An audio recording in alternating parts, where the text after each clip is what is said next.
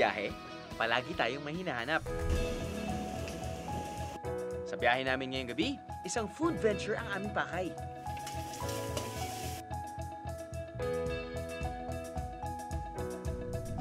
At kahit pa nasa natatagong sulok, hahanapin namin ang mga kakaiba at syempre, masasarap na chibog para sa inyo mga biyero. Hey, you know what? It's best, it's highly effective kapag pagdating nyo doon, kakausapin nyo ang mga locals. Walang tatalo doon. Tara na sa isang food venture trip sa probinsya ng Aklan.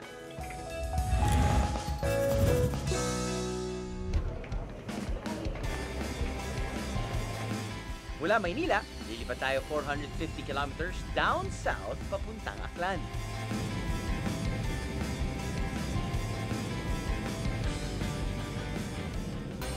Hello, Kalibo! Kasama sa mga probinsyang bumubuo ng Panay Island ang Aklan. Matatagpuan ang islang ito sa pinakakanlurang bahagi ng Visayas. Napaliligiran nito ng nagagandahang mga beach. Pero sikat din ang lugar na to bilang jump-off point papunta sa pinakakilalang beach destination sa Pilipinas, ang Boracay. Okay, so kakarating lang namin dito sa Kalibo Airport. At hindi tayo pupunta sa Boracay. Kung akala niyo pupunta tayo sa Boracay, sorry. Yung bus na yon na maraming turista, pupunta yan sa Boracay. Pero tayo ay pupunta sa isang tapsilugan. Maraming public transportation options para maglibot-libot sa Kalibo. Pwede kang umarkila ng van. Pero kung gusto nyong makamura, use the trike instead. Kuya, punta tayo sa Lorraine's. Lapit lang yun, oh. Against the flow. Yun yung gagawin natin ngayon. At tayo pupunta sa Boracay, tayo, steady tayo dito. Right, itong kinakalimutan eh. Iniisip ng mga tao na, oo, lipad lang tayo dyan, tapos nun, punta tayo Katiklan or Boracay. Eh, hanapin natin yung mga masasarap na pagkain. Pwede natin tikman dito. Kapag naglibot kayo sa Kalibo, naglalaro sa 8 to 15 pesos ang pamasahe sa tricycle. Pero take note mga biyahero, ang mga trike na nakaparada sa mga Kalibo International Airport, katulad din ng mga airport taxi sa Maynila. Mas mahal ang pamasahe sa mga to dahil umaabot ng 100 pesos kahit malapit lang ang pupuntahan nyo. Minsan yun yung okay din kapag pupunta ka sa isang lugar. Di ba, nasa aeroplano ka na for at least an hour. Tapos sasakay ka pa sa kotse. Siyempre, minsan okay ang kotse dahil nga mabilis yung pagtakbo, mabilis yung oras sa kung ano ka makapunta doon sa lugar na pupuntahan mo. Pero kung minsan, ang sarap din na sakay ka ng tricycle, fresh air.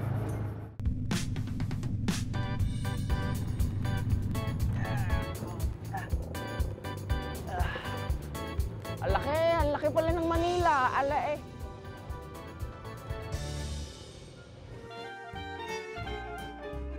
Dito sa Lorraine's Tapsi, masusubukan na natin ang iba't ibang specialty dishes ng mga Aklanon. There's our menu of Lorraine's Tapsi. Yun. Ano po ba yung specialty niyo dito, sir? Siyempre, una yung tapsilog namin. Siyempre. Lorraine's Tapsi. Yes, Okay, sir. tapsilog. Gano'n na po yung mga pwede ko ma-order na hindi ko ma-order kung saan-saan. Sa noodles namin yung pansit Xianglan. Pansit Xianglan. Xianglan. Ano po ito? Parang pansit canton. Ano yan eh? Nag-umpisa yan dahil sa barkadahan lang na nagsawa na siya ng pansit canton. Okay. So nag-request siya na pagluto daw siya ng Mongolian sauce daw yung gamit, then lalagyan daw ng egg sa taas. Okay. Kasi di ba yung Paris nilalagyan ng egg? Tama. Oo. Tama. So Bakit yung ginawa, Xianglan? kasi yung friend ko, si Alan yung pangalan. Tapos bakit Xiang? Imbis na Shanghai, ginawa ko Xianglan. Okay. So nung natikman ng mga ibang friends namin, nagustuhan, pinasok namin sa menu, pumatok. Yun. Tapos yung yung beef caponata. Ang caponata yata means eggplant. So yun, sinisa nagbigay na ng pangalan. Yung Aklanon dish na chicken inubaran. Luto sa gata. Yung inubaran, Bisaya kasi na word yan na ubad. Ubad? Ano po Ubad dito? is yung Ubad na ganda. banana trunk, yung banana core niya yung gitna. Ubod. Parang ubod. Pinakaubod niya. Pinakaubod. So yun ang nakahalo. Kaya inubaran. Try mo rin yung ano yan, bulalo with ano, and coconut cream. So parang Sa ginataang bulalo. Ginataang bulalo. Sige sir, Then- ito na lang. Bulalo with coconut cream, native chicken inuguran, shanglan, champorla wait for sticks. Dala ka lang. Shanglan at... Kanina, tapsilog. Oh, tapsilog, sir. Yun. Oo. Ayos na, sir? Mukhang naparami ang in-order ko, ah. Sarap din kasi kausap ni Loret na may-ari nitong resto na to. At mukhang successful ang sales talk niya sa akin, ha? Oras na para husgahan ang mga pagkain. Teamwork. Diyan mananalo yung Gilas Pilipinas. Anyway, sorry. Off topic. Alam mo, tama na yung iniisip nila eh. Di ba? Sometimes, yung may-ari ng restaurant o yung chefs, they need to be creative. Di ba? Kahit paano, kunyari, you know, their mga items sa menu nila works, di ba? Kaya pumupunta yung mga tao doon. Sometimes, hindi sila kailangan gumawa ng isa pang item on the menu na iba't ibang klaseng ingredients wala sa kitchen. Kung isa kailangan sila maging creative na pwede natin gawin using the same ingredients pero iba naman yung mixture. Get me? So, anong umpisa natin? Siya natin syempre yung kanilang specialty. Lagyan natin ng suka.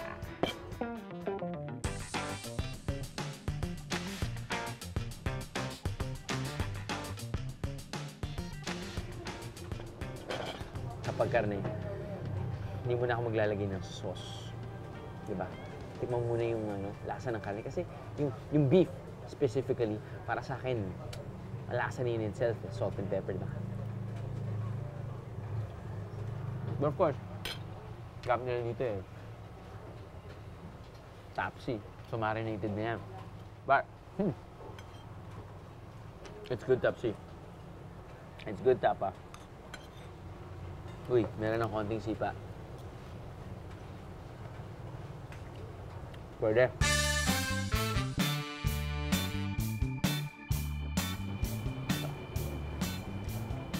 Shalan. Oops, sorry.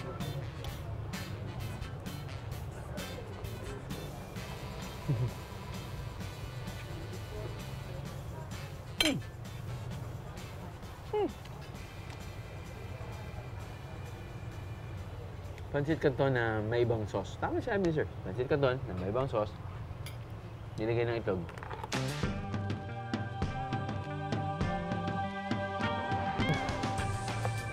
Yan natin sa kanin.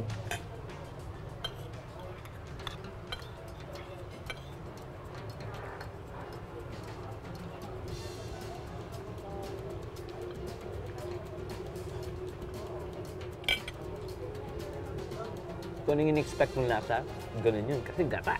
Kahit anong limit.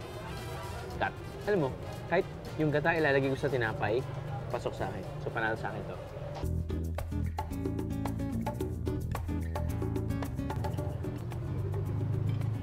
Ewan ko ba, hindi nila iniisip yan. Gumawa sila ng lahat ng dishes na gata. Gata silog. Alam mo yun? Or, actually gumagawa na sila eh. Yung chicken adobo na may gata. Diba? Lahat gata lang ng gata. Peanut butter, jelly, gata. Pag dadaan kayo dito, I highly recommend yung mga gata dishes. Kapag sabihin na natin, naghahanap kayo ng ibang dish, dito. Bulalo with gata. Diba? Or yung manok nila na may ubod at gata. Sakto.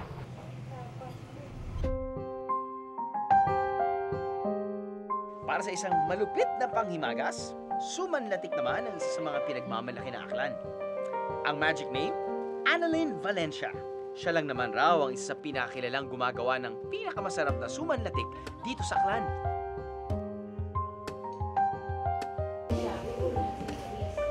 Iniluluto nila sa gata ang malagkit na bigas. Binabalot ito sa dahon ng saging sa kapakukulaan.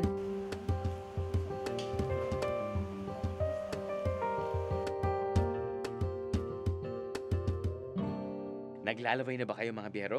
Hindi pa riyan natatapos.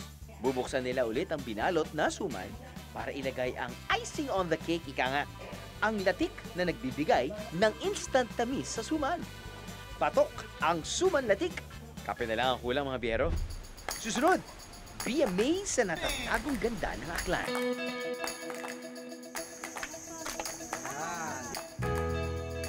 We meet again. I am from the planet Earth. At abangan ang pagtutuos namin ng matagal ko ng katunggali. Nagawa. Hindi ko mabuhat, so I guess, wala na. Guys, sorry. Okay lang. Let's move on. Ano? Sama ka sa biyahe ko? Ano? Sama ka sa biyahe ko? Matatagpuan sa Malay, Aklan, ang isang kuweba na ipinagmamalaki ng locals. Kailangan mo lang munang makipag-ugnayan sa local government para sa cave tour. Sa halagang 200 pesos, meron na kayong makukuhang guide para samahan kayo sa loob ng kuweba. 50 pesos naman ang bayad para sa pag-arkila ng mga degaas na lampara na magsisilbing ilaw nyo sa loob ng Pangihan Cave. Hindi rin alam ng mga tao kung bakit tinawag itong Pangihan Cave.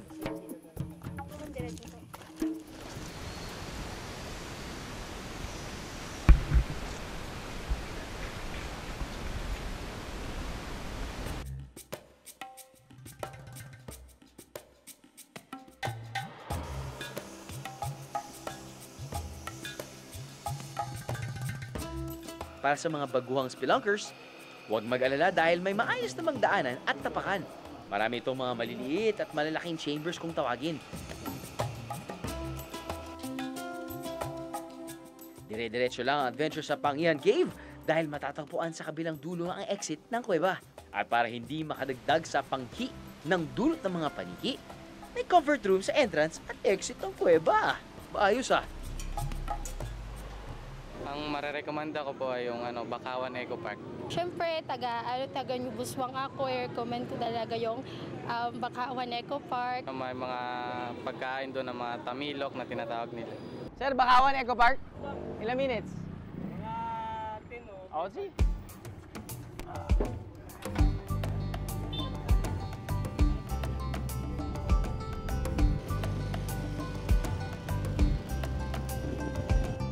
Tuloy ang aking food venture dito sa Aklan.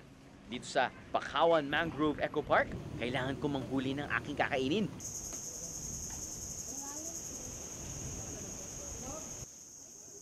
May lawak na 220 hectares ang Eco Park. Pwede mo rin lakarin ang halos 1 kilometro nilang bamboo boardwalk for nature tripping.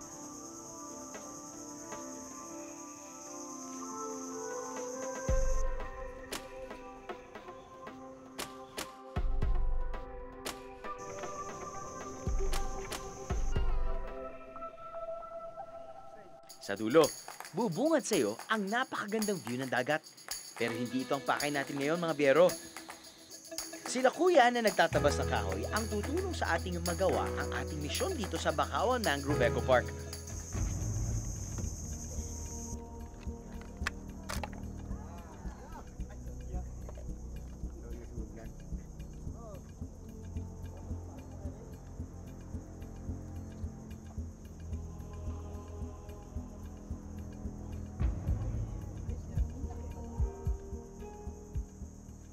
We meet again. Yes, liberate, slidey, Flemish type of gooey goo-goo. I am from the planet Earth. You do not belong here. Ang tawag dito, mga bihero, ay tamilok. Isa itong klase ng uod na nakatira sa mga patay na sanga ng mga mangrove tree. Kuya, ito na siguro yung pinaka-cute.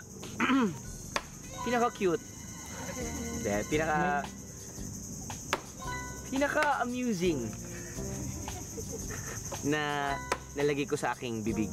Ganun ba? Para ayoko na natin ulitin pa. Sa experience nyo, gano'ng kalaki po yung nahuli nyo na? Parang nahuli kasi parang magalaw siya, no? Pero nakuha nyo. Mga, sa sanga. yung 1.5 cm yung pinaka-diameter niya, yung malaki. Mga ganito, or mga mas ganyan. malaki pa dito, opo. Yung mga ganyan ka. Tapos ganyan. Yeah. Para sa mga hindi nakakaalam, ito kakabiyak lang natin to, di ba? Yung Opo. sanga. Opo. Tapos nakita na natin yan. Kailangan ba silang matakot? Nangangagat ba yan? Hindi po. Hindi nangangagat. Hindi nangangagat. Usually, hindi sila magalaw eh. Ayan, pero ba't meron silang parang, ano yan, beak? Yan o. Ano po yan? Ito po yung sa pinakadulo nila, yung sa Ano yan? Yan yung buntot nila. usually yan din ang kumukuha ng pagkain sa labas. Or kaya puwet din na kapag nagdudumi sila. Nagdudumi sila. Pero yan, hindi kinakain yan. Tatanggalin po natin kasi matigas po Tinatanggal. yan. Opo. Ayan, para sa mga hindi nakakaalam. Anong lasa niya? Manamis-namis siya. Parang Lasang lupa? Hindi naman. Hindi naman po. Nahugasan naman kasi. Nahugas, tatanggalin naman yung lasang lupa dyan. Aha. Usually parang kapag kumain ka ng alimango, yung parang may similarity sila konti. Alimango. Sa lasa ng Kumbaga pumikit ka na lang, no? Alimango na to. Parang ganun. Ganun na lang, no? Subukan ko nga rin manghuli ng tamilok.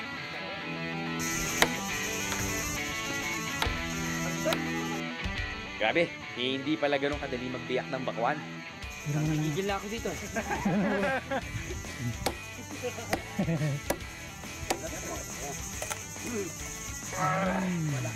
Meron.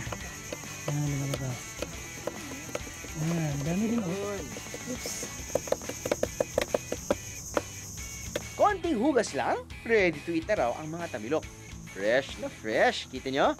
Lalagyan mo lang ng suka, sili, may bawang, or may ano rin, sibuyas. Rekta na, no?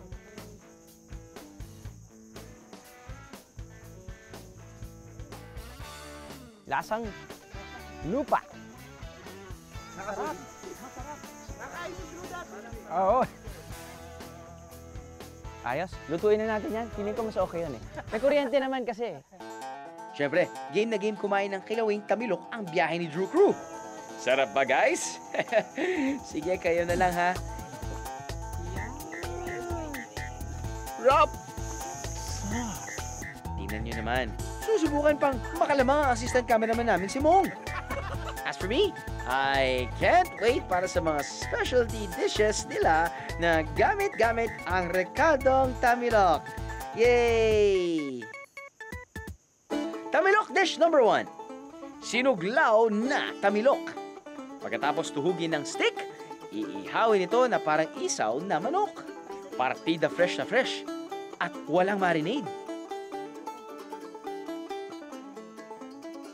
Mukhang yummy!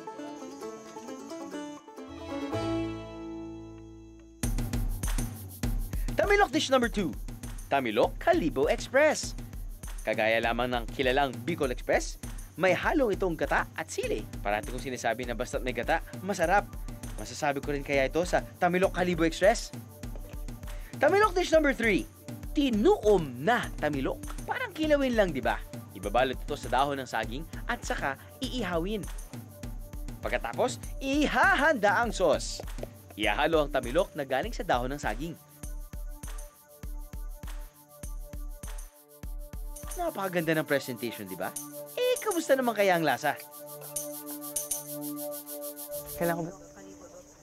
Kalibo Express.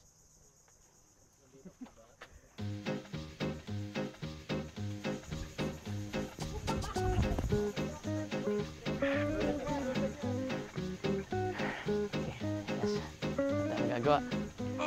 Hindi ko mabuhat, so I guess, wala na. Guys, sorry. Hindi. Okay lang. Let's move on.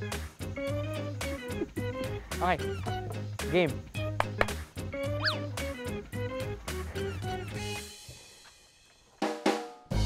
Para lahat lasa niya. Bubble gum. Okay. Tinuom na may tamilok. Ginataan, okay? Guess what? Lasang gata. Lasang gata na may konting sipa. Texture niya.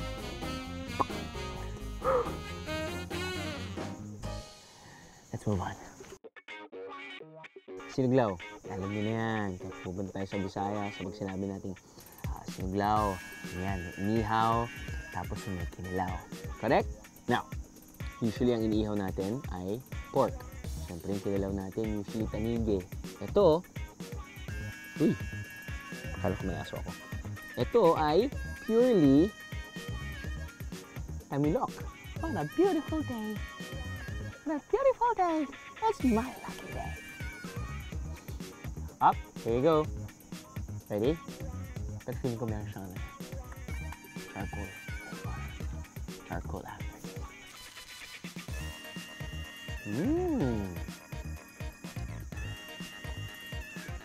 Lasa siyang suka.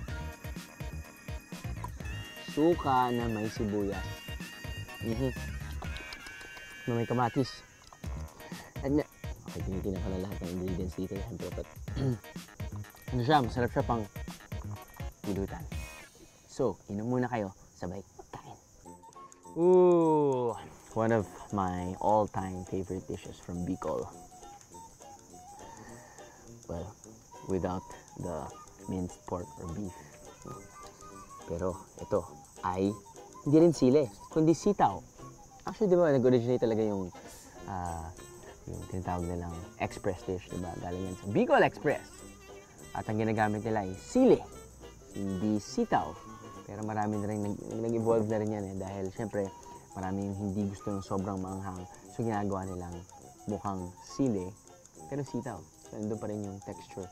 Pero, maglalagay na sila ng konting sili, pula, or whatever, para lang may konting siba, no? Yes! That's right. I'm playing with my food. I'm playing with my food. Okay, tignan natin to. Hulaan ko, lasa nito ay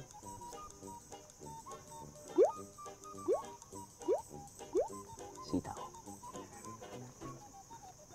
Sitaw na may gata. Pero after 4.4 seconds, dun na lalabas yung anghang. Yung anghang. Hindi siya masyadong, I guess, malasa dahil hindi naman talaga salty siya or there's no distinct taste ng tanulok. But hey, it's filled with protein. It's cheaper than other shellfishes. At pwede niyong mabili dito sa Kalibo. Kain na, guys. It's my birthday.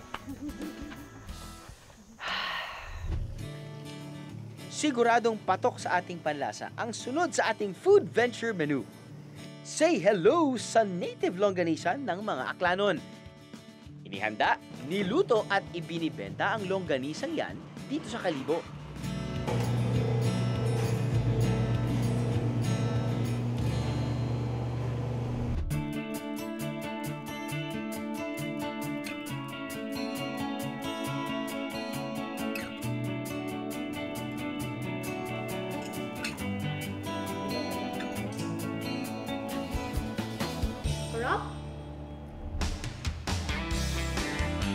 Bukod sa masarap nilang longganisa, mabibili rin dito ang iba't ibang pasalubong items mula sa iba't ibang probinsya sa Panay Island. Sulit ang pagbisita nyo, mga bihero. Oh, sir, kumusta? Sakay tayo dito, tricycle. Gaya nga ng lagi kong sinasabi, don't be a tourist, be a local, mga bihero. Tuturuan kita kung paano magsalita ng isang Aklanon. Yeah. Ruanwang, gagu-gagu, At kasama sa pagiging local ng isang lugar, ang pagkain ng mga putahe ng mga taga rito.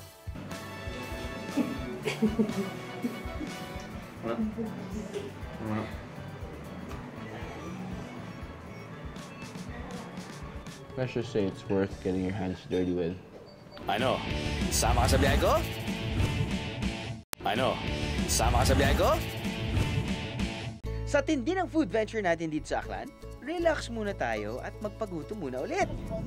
Sa halagang 5 piso, pwede na kayong bumisita sa isang pinagmamalaking tourist destination sa bayan ng Tangalan, ang Hawili Falls. Ang Hawili Falls ay may 7 basins o natural swimming pools kung saan pwedeng lumangoy at mag-relax. Para marating ang iba pang mga natural pools, kailangan akyatin ang hagdanan sa gilid ng talon. Matapos ang paglangoy sa malamig na tubig ng falls, pwede ring mag-arkila ng mga cottage para sa isang family picnic. Kung dagat naman ang trip nyo, ilang metro lang ang layo mula sa Hawili Falls, mararating naman ang Hawili Beach. It's just like hitting 2 birds with 1 stone, di ba mga biyero? Take your pick or choose both. Kung cold spring naman ang hanap nyo, meron yan dito sa Nabas. Dito, sinasalo ng mga man-made swimming pools ang malamig na tubig na mula sa bundok. 30 pesos lang ang entrance fee dito. At kung kasama ang buong pamilya, pwede ring magrenta ng cottage sa halagang 150 pesos.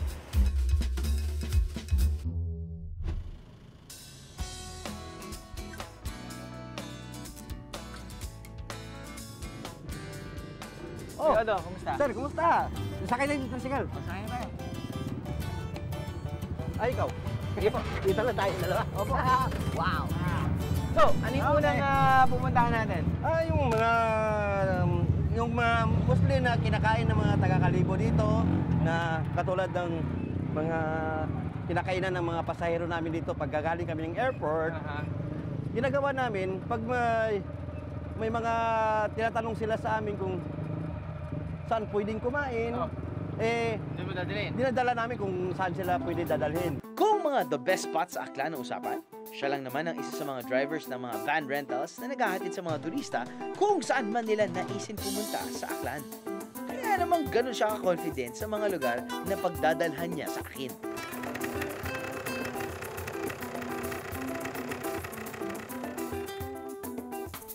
Salamat po. Ito yung Niños Restaurant. Ayun, Niños Restaurant. Yeah. Yung pinaka-special nila, kuya, ito to. Ano ba yan, kuya?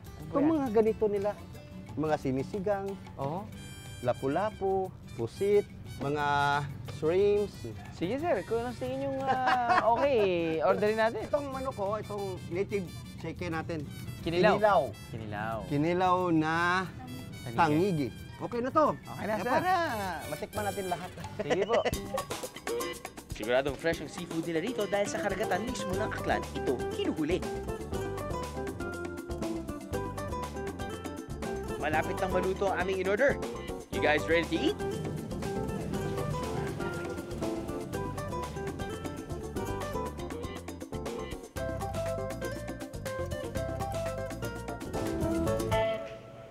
Ayun na, malapit na makompleto yung in-order mo, kuya. Oh, ito pa yung isa, ito. Yan. Ito yung lapu-lapu na Inihaw na lapu-lapu. Saka yung pusit, Yun. saka yung native chicken. Native chicken. Ito yung Kinilaw. kinilaw na Tanigi. Tangigi. Hoy. Yan ang mga specialty Ay, tirahin natin. na natin yan Titistingan natin kung ano kasarap ang mga lutong Aklanon. Yun. Ako'y titirahin ko muna to. Wow.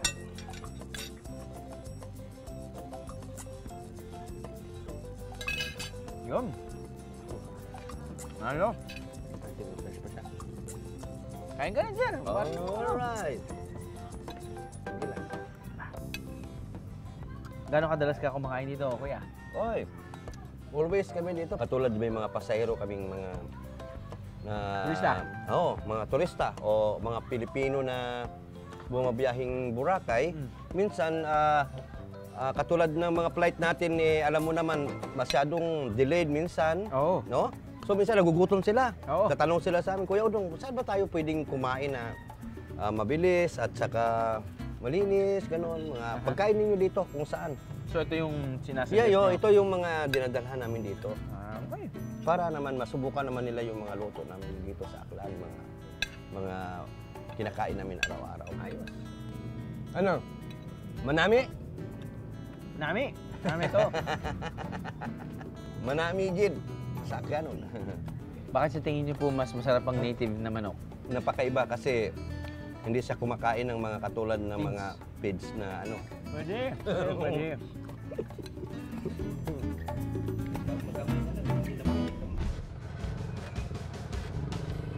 Okay, sakay ng aming reliable service. Isang patok na kainan pa raw ang pagdadalhan sa akin ni Kuya Odong. Sa unang tingin, parang hindi mo akalain na isang patok na kainan ang next food stop namin. Tulad ng lahat ng lechonan, halos pare-pareho lang naman ang itsura ng mga liempo at inihaw na manok. Pero bakit kaya ako dinala dito ni Kuya Odong? Well, this I have to find out. Gusto mo makita yung niluluto nila manok at saka limpo? Ito, dito tayo. Oh. Ito. Ito yung mga lechong baboy. Limpo ang tawag niyan. Malulutong. Oo. Order tayo niyan. Yeah, isa. At saka yung mga manok. At Pati saka manok. manok. Yan. Isang lechon. Oh. hiwaan mo ng konti si Drew para makatikim naman siya na kung gaano kalutong ang mga balat ng baboy. Mas malutong pa sa litson. Yun. Yan. Pwede mo bang kunan ng konting balat si Kuya? Yan. Konting-konti lang para matikman niya yung kalutong. Yan. Salamat yan. Isa rin po, isa pang ganun. Oh, Yan. ganyan, oh. Cheers. Wow.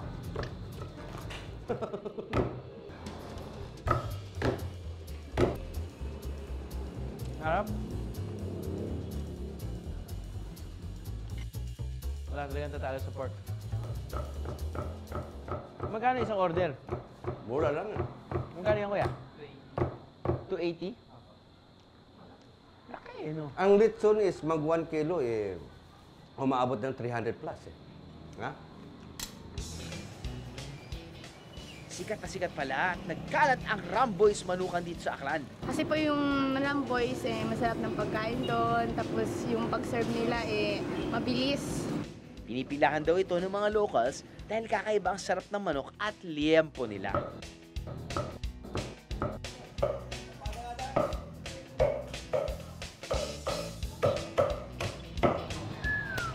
Wow. Yun, yung presentation. I love it. Ayos, ah. Okay. Wow. Kaya na. Enjoy, enjoy. Ito na lang. Ayos. Ayos, ha?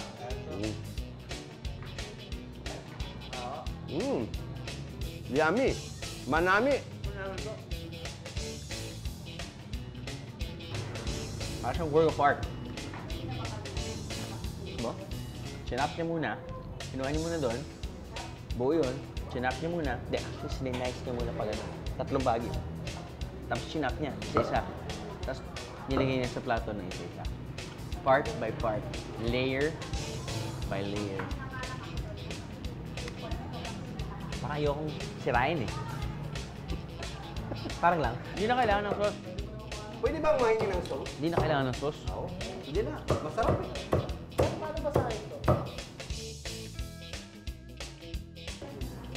Bago kami tuluyang maghiwalay, may iiwang isang aklanong lesson si Kuya Odong sa akin. Drew, tuturuan kita kung paano magsalita ng isang aklanon. Ruanwang. Ruanwang. Gagug-gagug. Gagug-gagug. Gagug-gagug. Gagug-gagug. Gagug-gagug. Sagugan-yugan. Sayo gagugan. Yes! Okay. Ruanwang. Ruanwang. Gagug-gagug. Sagugan-yugan. Nga, ang kalabaw naliligo sa putikan. Hindi ko yata magagamit yan. Siyempre, sa bawat biyahe, food venture or otherwise, dapat maganda at komportable ang matutuluyan sa isang lugar.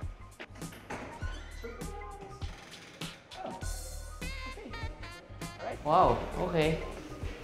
Sa buong bahay ko, guys, medyo malaki to for a single occupant such as myself. Definitely bigger than a room for just one couple. Kasi bukod sa queen-size bed, meron pa silang isang single. And not just that, meron din silang couch na I'm sure pwedeng tulugan. May flat screen TV, cabinets, you've got your ref, banyo. Yep, your usual simple but clean bathroom. And guess how much? Guess. 2,400. Nope. 2,000. Nope. 1,500. Just kidding. It's 1,400 pesos. Meron din silang kwarto para sa malalaking grupo tulad ng barkada o pamilya. Hiwalay ang pinto ng liguan at toilet para hindi hassle ang paghahanda sa umaga. For 1,100 pesos for a group of 5, halos 200 pesos lang kada tao ang gastos. Mastig, di ba? Pero kung convenience naman ang habol nyo, try nyo ang hotel na to na 10 minuto lang ang layo mula sa airport. Nakakaya naman mga biyero kapag nahuli pa kayo sa flight nyo.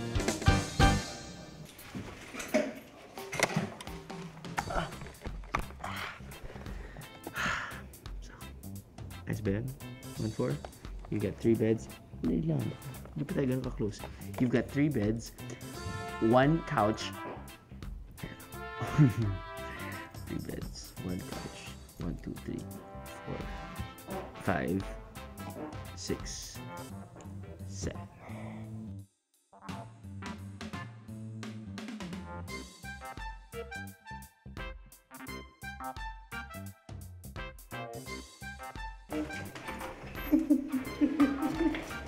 Okay, sir. Thank you. It's dinner time dito sa Kalibo. Parang kanina pa ako kumakain mga biyahero At alam kong sinasabi niyo kanina pa yan, you love my job. Dito sa Silo Cuisine, matitikman daw ang iba't ibang native dishes ng mga Aklanon. Ano kaya mga to? Well, it's time to find out. Ito ang binakol. Yes. Ganda yan Naglagay mo na siya ng sabaw. Yun, lumabas ng manok. Native. Yes. Ayan. Ito yung usually kinakain natin dito sa Visayas region. Pati kapag hindi nyo pa na-experience yan, think tinola. Wala na papaya. Parang gano'n. May konting alat. Sarap dahil, for me, I think it's a healthy dish. You know, warm soup, chicken, luya. Very good.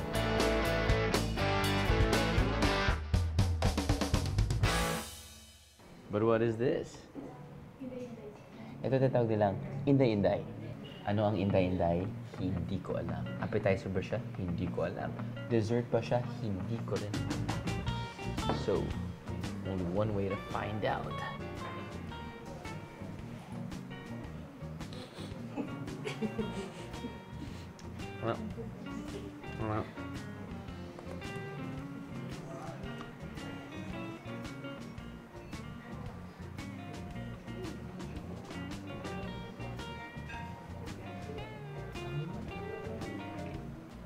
Parang siyang sumalatik. Parang gano'n. Sarap ng texture niya. Matamis to. Tapos ito parang puto. Parang mong dinikdik na kanin. Parang gano'n. Kaya siya. So, seafood special. Okay. Meron kang shrimp, fish, I think cream dory. Meron kang squid. Dinip-fry na may konting batter. Tapos naglagay sila ng ano to? Anong ano to? Alam ko yan. Diniktik nila for how many centuries? Yung Atuete seeds. Hindi. Basta yun. May Atuete seeds. But yay! We're done. Tikman naman natin to. Parang siyang laing. Mukha siyang laing. Laing siya. And lying is good all the time. Ito na daw, star of the show. Ito na, kakamayin ko na to. Kahit medyo fine dining. Okay, hindi naman super fine dining, pero medyo prim and proper. Mga tao dito, kita ba naman yung presentation? Pero kakamayin ko.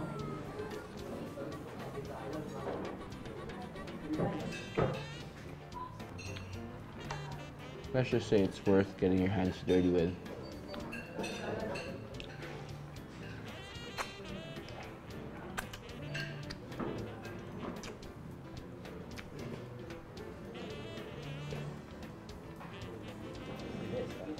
Hindi, pinapakita ko lang sa inyo na pwede kumain ng cubiertos, chopsticks, pati dahil native nga ang theme ng restaurant na to, pwede kayo magkamay. Ba? Kalimutan ko lang magugas ng kamay. Mali yun na. Pero okay lang. Dahil, sabi nila, ang asukal daw, nakakapatay ng germs. Pero masyadong tumigas yung asukal dito. Sorry. Ay turon. Ito ay masyadong corny, pero 6 ron. 6, 1, 2, 3. Gas-gas na yun eh. Turon. Coffee. I think. Or caramel. Coffee? Or caramel? Hindi ko alam. Malalaman ko yan. Halo-halo.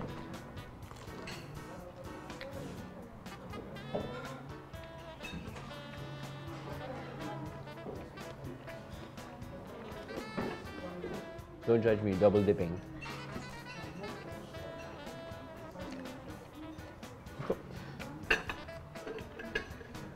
Parang hindi ko malasa yung sauce.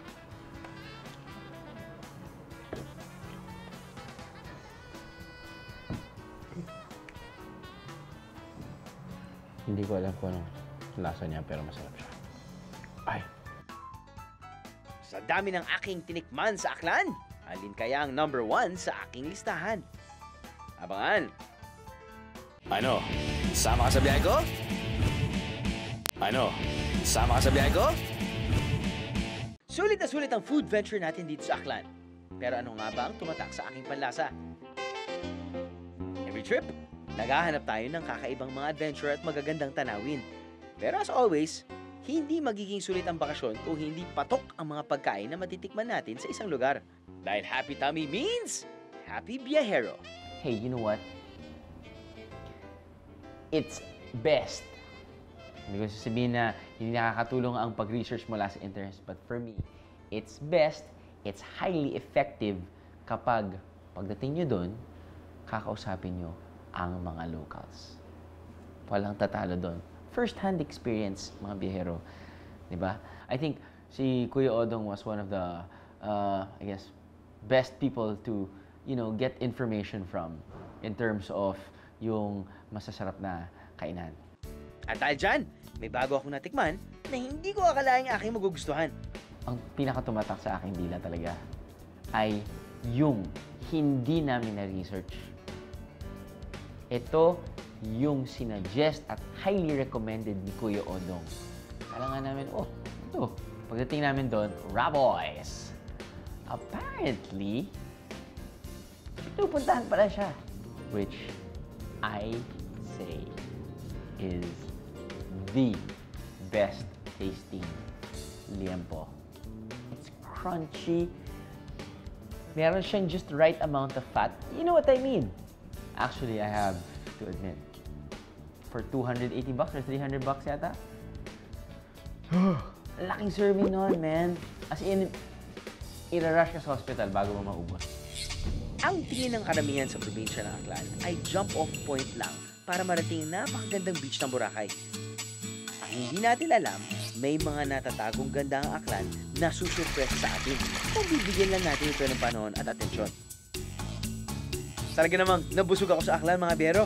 Pero hindi ko siguro ito naranasan kung hindi ko sinubukang ikutin ang isang probinsyang naiiba sa mga pasyalang dati ng nakasanayan.